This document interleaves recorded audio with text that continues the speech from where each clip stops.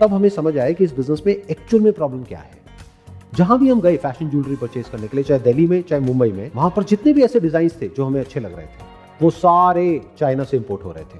तो फिर शुरू में तो हमारे पास में कोई ऑप्शन था नहीं, तो जो भी डिजाइन अवेलेबल थे उन होलसेलर्स के पास में, वो हमने परचेज किए और आगे सेल करे। तो उसके बाद में जैसे जैसे बिजनेस आगे बढ़ा, हमने डायरेक्टली भी कुछ सामान चाइना से इंपोर्ट किया और आगे सेल किया। यहाँ तक सब कुछ मेरी वाइफ ही हैंडल कर रही थी और मेरा इन्वॉल्वमेंट ना के बराबर था इस बिजनेस में। लेकिन फिर जब ये बिजनेस एक पर्टिकुलर लेवल पे आ गया, यानी कि आज की डेट में हमारे इस बिजनेस के 1 लाख से ज्यादा सेटिस्फाइड कस्टमर्स है ऑल ओवर वर्ल्ड में।